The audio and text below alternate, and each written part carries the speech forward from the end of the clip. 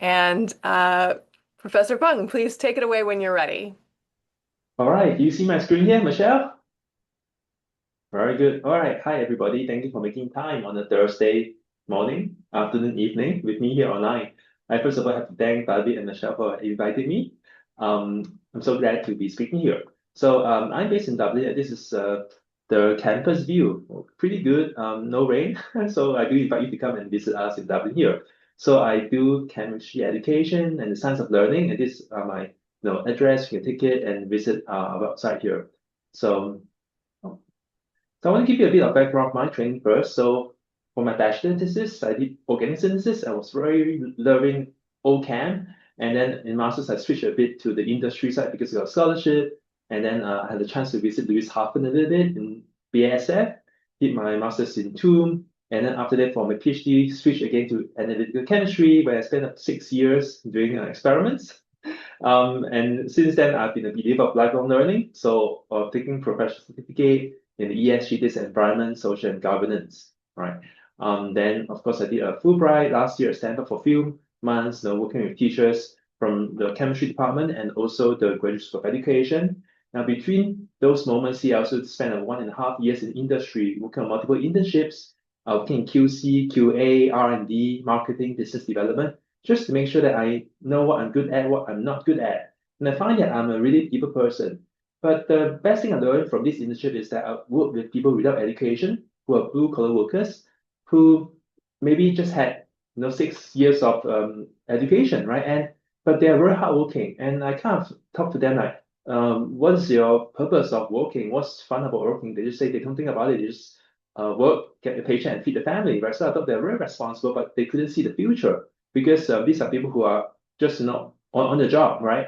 So I also find that the world is becoming more global, and I took the chance to learn from many education systems across the world here. So I've been to the US, in Europe, and also in Asia, and now I'm in Europe. So this was my past stint in Singapore there. So I had wonderful memories mentoring students who are from bachelor, even like pre-university to the master's level. And I moved to Dublin about 1.5 years ago. So now with two PhD, they are close to finishing their first year, so I'm very happy for them, or settled down, and 4 undergraduate researchers here. So today's talk is about modernizing analytical chemistry for the next generation of scientists, right?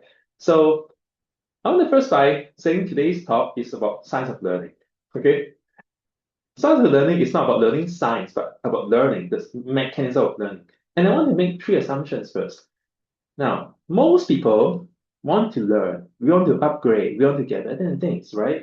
But some of us can't learn well because we give up. But why do we give up? Okay, so I want to ask you a question.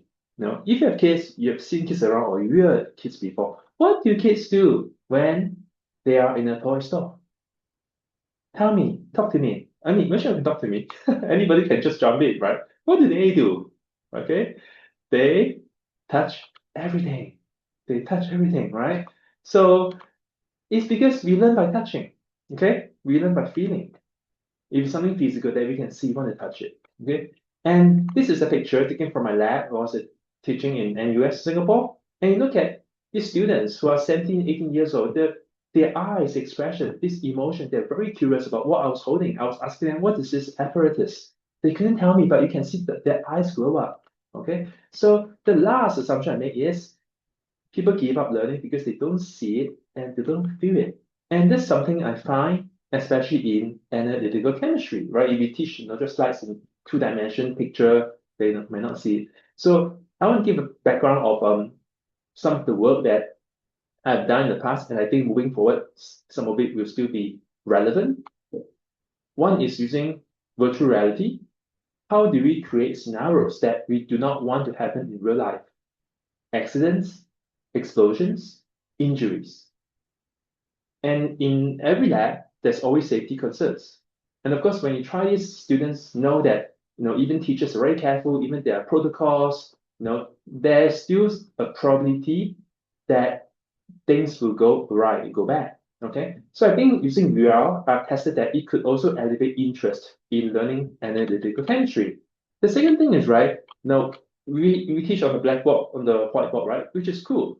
by default, when we do that, we are losing the connectivity, our eyes with our students. But using this light board, no, we can still draw. See, I teach AC, use NMR, but my eyes is always looking at the students' eyes and they're looking at me. They can see my expression and they will know that, when I'm frowning, say, this is the mistake students always make, so pay more attention to.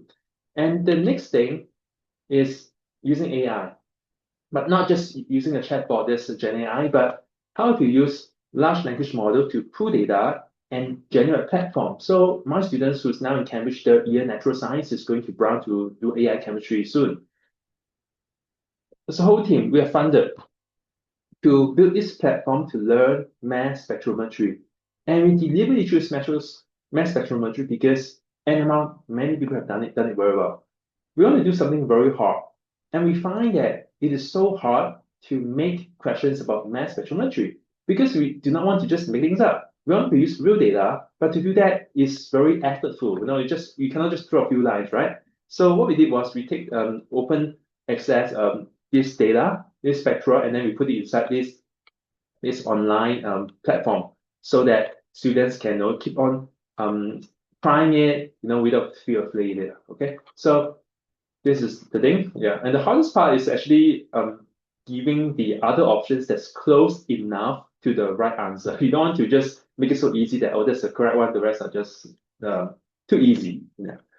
There's a bit of AI mechanism behind. So I want to ask people here, since we don't have a big group here, CE was a big part of my PhD in analytical chemistry. Anybody operated on this instrument before?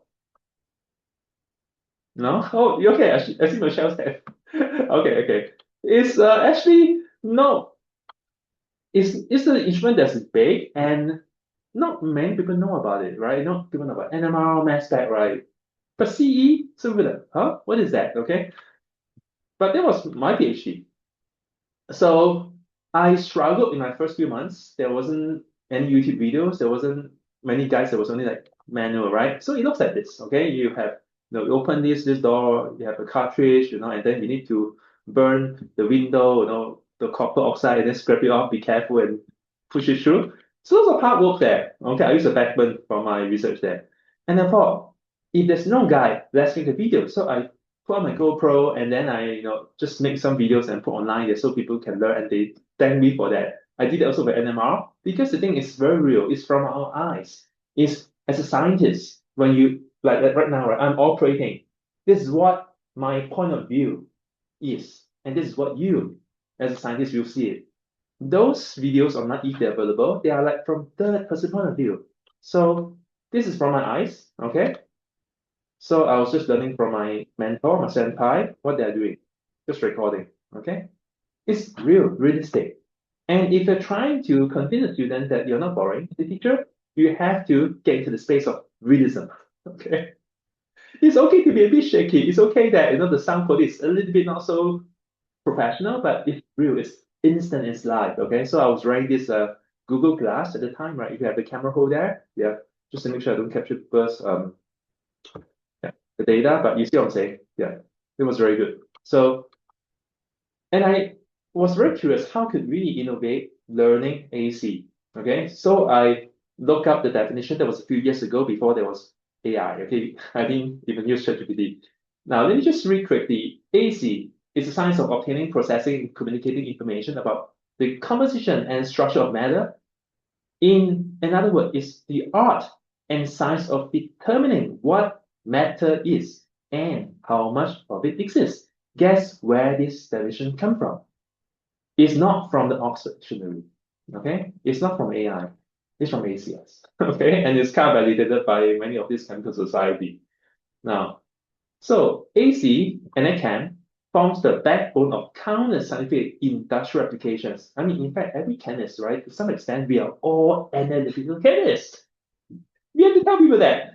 And because we use this instrument, and this underscores the pivotal role of like this AC is shaping our field, all fields of chemistry. So in this slide, you see the typical jobs, functions of an AC, and a chemist, and how an chem is applied to diverse areas. Like we, and chemists engage in qualitative, quantitative analysis, We validate and verify results through calibrations, standardizations, data interpretations, and in doing so, it really allows us to assure the safety and quality of food. And it relates to human and society. So help to diagnose diseases, provide info for trade and commerce. Well, basically a lot. Okay.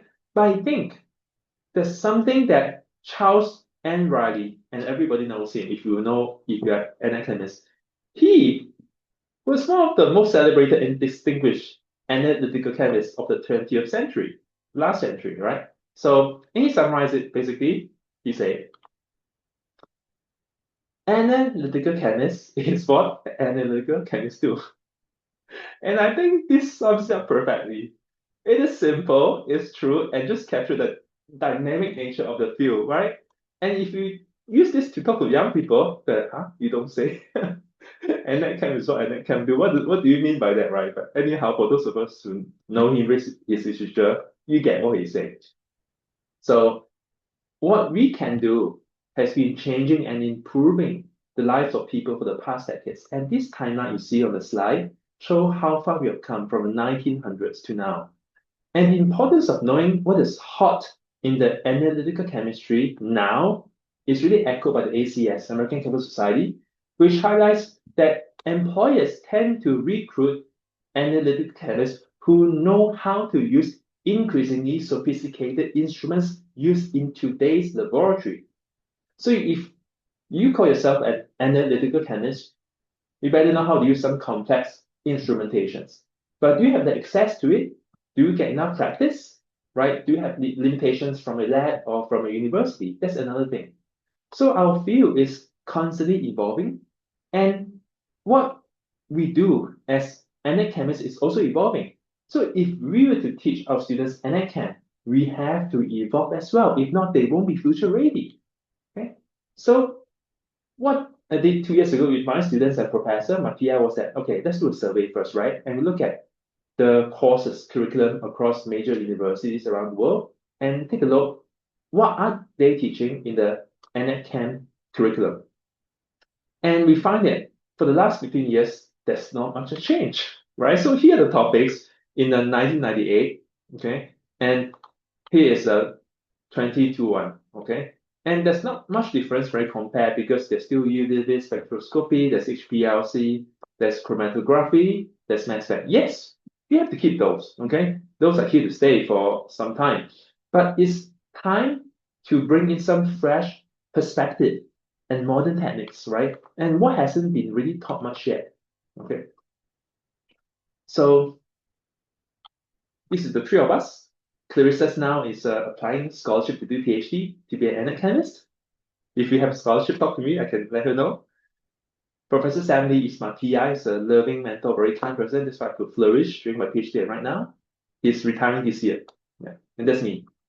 So we did that in our class when I co-taught with my mentor, Professor Lee, in a fourth year undergraduate elective course at NUS when I was there in Singapore, titled Advanced Analytical Techniques. Right, it's part of this curriculum for the bachelor undergraduate. And we feature a showcase of instrumentations, a suite of them. And we believe, these two techniques here, CE and LOC, lab on chip, is important because they are like less well known, right? But they're still parts and parcels of the pharmaceutical industry. Just that it's maybe invisible, and less well known compared to the close cousin NMR, or HPLC. Yeah. Okay. So I want to just cover a bit more what's important. Now in this class, right, when I talk over half of it, I want to make it effective. Effective meaning with feelings. Yeah. So I do that.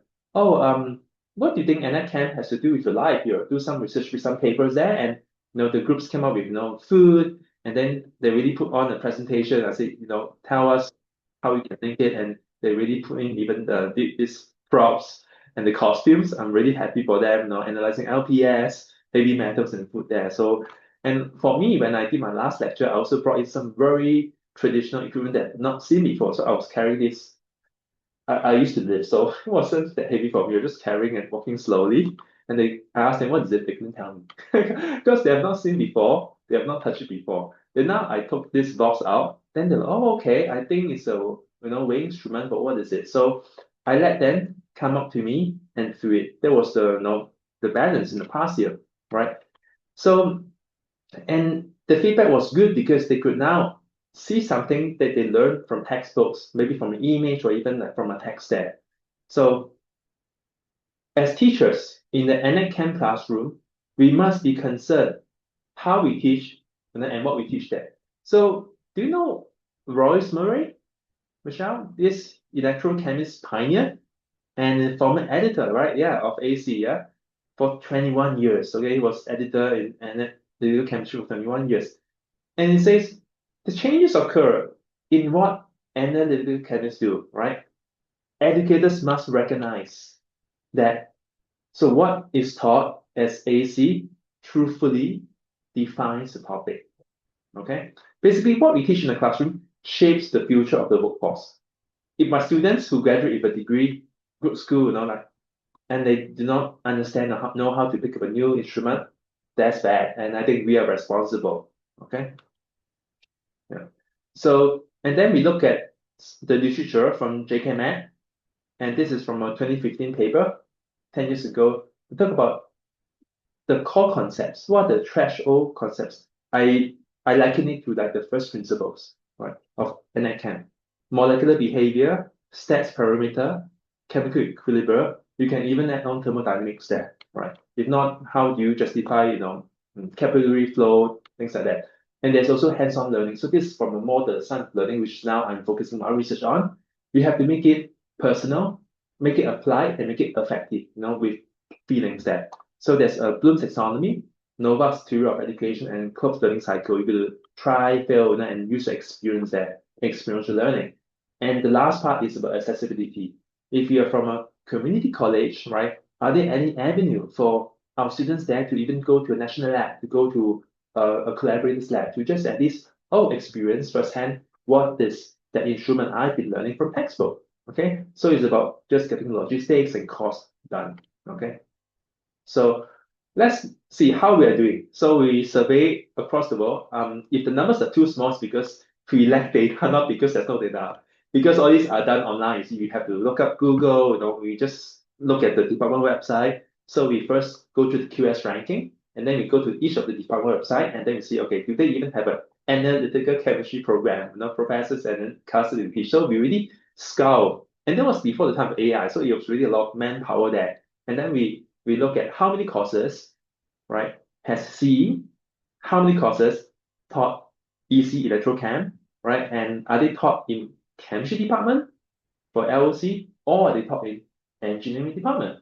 Now, why is this important here? Because if this technique is taught by engineering schools, right, that means the chemist, the natural scientist might not be exposed to this instrumentation, right? Normally, we just teach our own faculty, our students. So you notice that for lab on chip is mostly taught in the chem engineering, maybe MSc, just the engineering school, which is not a good sign for our students. Okay. So see, in total, we surveyed 47 university, right? And that's the ratio. Not very happy for my research called CE there. And look at this part here. Lab on chip, only 6 out of 47 taught that. Okay. Africa, again, probably lack of data and also lack of resources is on the low side. So what we thought was we wrote a perspective. What is our vision? To have our students future ready, okay, for AC. We analyze, okay, and we propose focusing on these 3 areas, using the threshold concepts in AC, giving them exposure to CE, mass spec, and chromatography plus spectroscopy, right? And together, when you integrate them, you get that lab on chip technology. So they're not standalone, but it's applied and transdisciplinary. Okay. So I come back to the core concepts from this J-Candidate paper, and I go to the CE, right? Where you have this capillary and the electron reservoir. How to explain to them using a 2D picture what's happening inside, yeah. How to explain the choice of buffer, pH will affect the mechanism, okay? Yeah. And what really happened when you have a very colorful drawing in 3D, if you can see 3D, right, it's oblique. But students just see 2D, static, and they're not us because we are trained with experience. We have a very imaginative mind, but they are bachelor level. They just see as it is. Okay. So I think what I did, and I encourage you, if you can, bring some small portable devices to your lab. And this is where students can see, can feel if they want to, and can connect with these pictures. Because now we have many portable instruments, right? And it's not that heavy, you can use a trolley, but if you can afford it, even a vial or whatnot, it makes a difference, okay? And they are not expensive now. So the unit cost per sample now is about US dollar, about 50 cents. Yeah. And the top row is a DIY CE setup. Okay. So, and we make our own from commercial, right? And then we just buy and make up our own portable CE there. Okay. Yeah. So here at the bottom, you can also say that lab on chip, just a piece of sheet, right? Very low cost material. On the bottom left, you see that this is a paper-based microfluidic device using a piece of filter paper, right? And a wax pen just to determine the total amino acid content in the green tea leaf extract. On the right side, bottom, you see this was just built as little as what, 1 cent using inkjet printers. So it's very budget friendly, you know. So the other thing is how to convey the emotions to them. Bring props having high energy and also look into the emotion. If they appear not very happy or confused, right? Just make sure you get to the core of the problem. Maybe you could try again next time. Bring something, and then show video. Or probably using VR might help getting to really try in the virtual lab there. Okay, yeah. So I think I'm coming to the end of my little sharing today.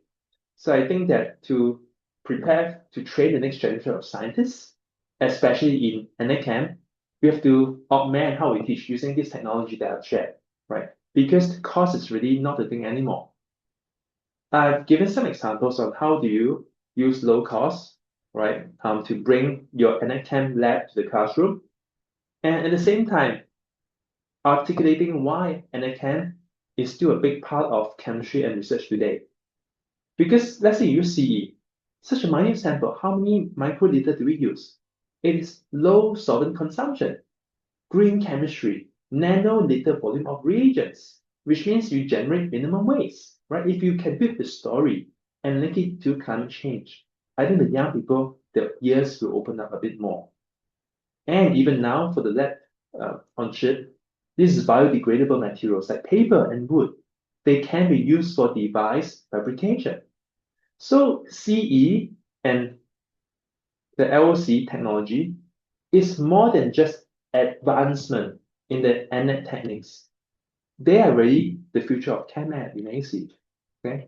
And this is what I believe. Link it with green chem and chemical circularity. So with that, I hope you find my sharing a bit useful. Thank you. I try to keep it short because it's online. But if you want to know more, take a look at our piece there. It's still quite relevant, about 1.5 years back. And this is some of my group's work because I'm in the heart of chemistry education. So I also want to say, can we teach organic chemistry better, right? Can we teach chemistry at the first year better because it involves some math? Can we teach PChem? So that's what I do. And I also believe in supporting marginalized groups. So like, for instance, gender, because of historical reasons, some groups were not able to go to university and get PhD.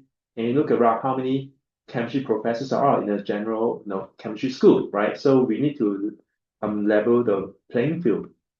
Yeah. So, and as Michelle mentioned, I do serve on a few journals, and I really invite you to collaborate and submit your papers there. And these are the 4 journals I like because on the front, okay, except for the left, case education, the right 3, take a look and people, oh, okay, not education, top the right, Jack's Go and tabs open bar. You read the issues. It's just hardcore science, but they do have a space for education, which I celebrate because we can't be just scientists, getting grants and training our researchers, but we are also teachers.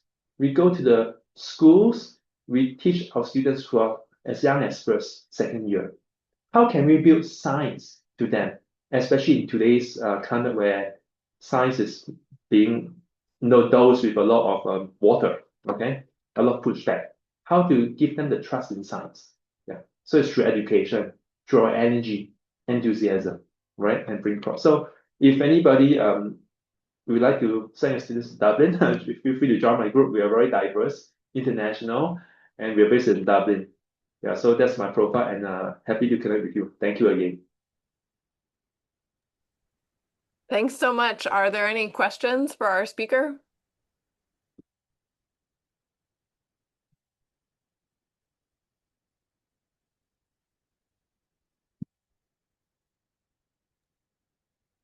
Maybe I'll ask one from Man Fung. I haven't had a chance to read it yet, but I saw that you recently published something on universal design for learning. And I wonder if you could say a little bit about that. I liked this talk, I think, talked a lot about content of what we teach. And I think that leans more into the process we used to teach. And so I wonder if you could just say a few words on that. Thanks. Yeah, that's a very good question, Michelle. So this is a UDL, Universal Design for Learning. It working on the principle that some students might be neurodivergent. They might have a disability. Like for instance, colorblind is one. Maybe they have a hearing difficulty. So, and if you notice, most teachers, when they upload their notes on the learning management system, it's always PDF. And what if they don't come to class due to health reasons or whatnot? They just click, it's like a slide, right? And if you see my presentation just now, I use animation. They do not see the animation, okay? So one small thing you can do is upload your PDF, your PPT file with animation that can go through. But that's only the first thing. Second thing is, what what if you put many things on the screen, and even though your lecture hall has a very big screen, and someone they just can't see it because it's too small, right? Your font size is too small. They're gonna lose you. Do you have alt text? Now alt text has been around for a few years, not too long, but a few years. It's because if you speak very fast or you have an accent, or a student is just a bit slow in hearing, you don't put caption on every part of your slide. They just lose you. I know I didn't do well for my slide just now, but again, you can also learn from every presentation, right? So what I did was I started to look in this topic because Ireland is very big on EDI, on UDL. And the first thing you do is let's ask our AI to help us to speed up the process. And guess what? Some AI, in fact, a lot of AI, they don't see chemistry structure well. Yeah, they just see this as a flask. They can't even tell me it's a volumetric flask or conical flask. For molecules, they can't tell me it's a toluene, right? They can tell it's an benzene, or they say oh, it's a hexagon with three extra line, depends on which AI you use. So I think today it gets much better, but still the imaging part for chemistry is not very good, which means that the humans still need to key in the caption. So I think in short, UDL is more than just colorblind, but having caption, having a more detailed slide for students is useful. Yeah. Thanks. Any other questions for our speaker?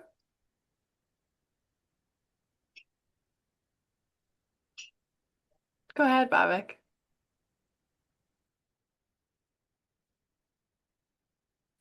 Right, Tom, for really appreciated your take on so many things. The thing that really caught me in your talk was the way we may use language in how we disseminate or talk about analytical chemistry to a current generation of students who maybe see some of these things quite dated, right? Like how do you make chromatography sound modern, right? Um, and I did like your take about seeing principles that green chemistry or biomaterials and all that. Do you think that we need to go quite deep into considering our discipline and how we disseminate it better, right? So that it entices students into analytical chemistry a bit more than other disciplines of chemistry? So, Barbara, I teach P-Chem now. I used to teach a lot of organic chem. I started teaching organic chem. I teach Gen Chem, I teach A Chem, right? I just haven't teach inorganic chem yet. So, three out of the four field. Honestly, I enjoy most teaching organic chem. Probably if it was my first love, right? Not just draw, I could see, I have high energy. I have a lot of love for AC, but I think it's unfair because one, you can't draw molecules. I mean, you draw instrument and they are not mobile, right? They're like real estates. Okay, like it's real estate, right? You got to bring students to lab. And you do that, okay, but it's all in the box, right? Only when you open up the window, the door, then you can see a bit more, right? But it's still a lot of wires. Basically, you can't get into the deep insights. And there's no camera inside, like SEM, TF, there's a bit more fun, you see. So I think VR is really the place to go to, kind of unlock this disconnection between what's actually happening inside and what you tell students in the class. So of course you can't do this in one day or one semester, and this is expensive stuff. So what I did was, as you have seen from my sharing, bit by bit, maybe take a old part of the culture shell and bring to them, bring the capillary, get them to burn the copper, just hands on. And the more they touch, they see changes like, oh, that's the copper becoming copper 2 oxide. They learned what 6 years ago, right? They only see in theory, they never get a chance to do it. And they scrap it off, then they think about, oh, this is from metal become ionic. Just going back to fundamentals. And then they realize that, they are applying all these fundamental chemistry concepts from very young all the way to something very deep in the fourth level in AC. So I don't know whether I have answered your question, Patrick, but I think P Chem and A Chem are just hard to teach. Hard, when I say hard, is it get them to feel it, get them to visualize and tools. Yeah. No, you have answered my question, but it's certainly opened some questions on how do we approach this. So I'll certainly be thinking about it a bit more. Yeah. Um, yeah, I believe in VR. VR, okay, when I say VR, to some audience here, it's not just virtual reality. So there's we call augmented reality. That means you can even do it with your phone, right? You can scan and then a 3D space come out and then you can just maneuver objects using a hand. Basically, you need to, as I've shared, you need to feel something, even virtually. The best, of course, is lift something you can touch with your skin, right? But the next best thing is to feel something virtually, maneuver and throw, and something happens, not premeditated. If it's like I click here, something goes up, it's predictable. Life is unpredictable. So, but to do that is not easy to plan for multiple pathways of what might happen. Yeah. So, curiosity. Yeah. Yeah. Any other questions?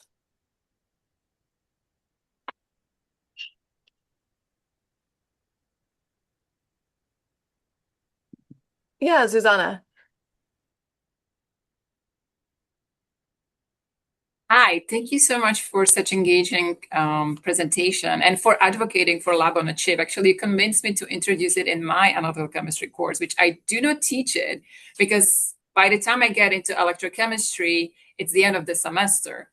But then I always have research or project-based, activities, which I think this would be a great fit, especially since you made it sound affordable and something that somebody who is not electrochemist can actually do.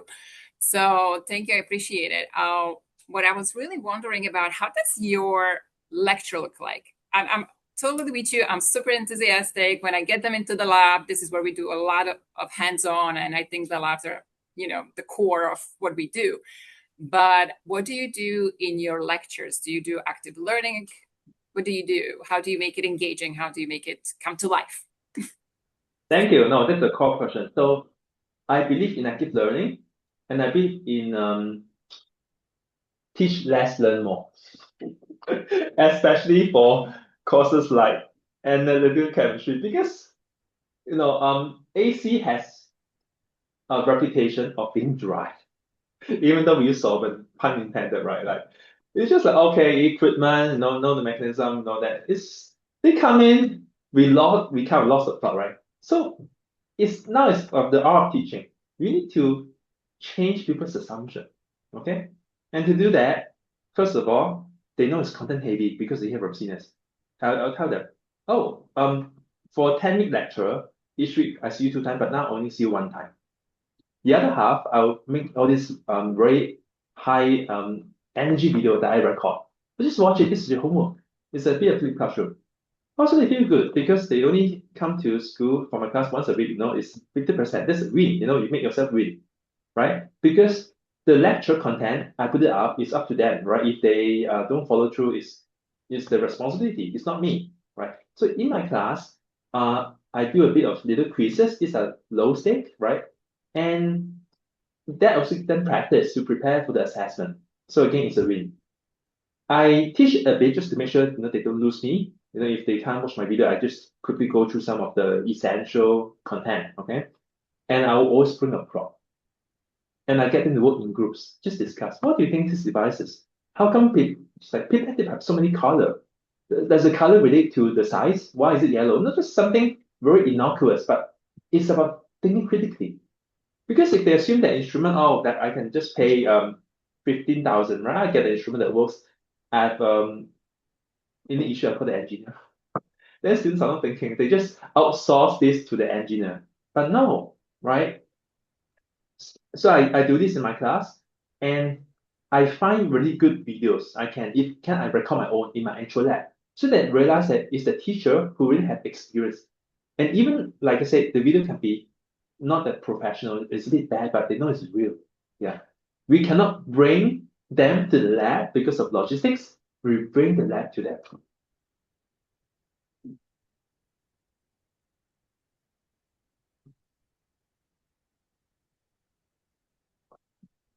Thank you for your question, Suzanne. Any other questions?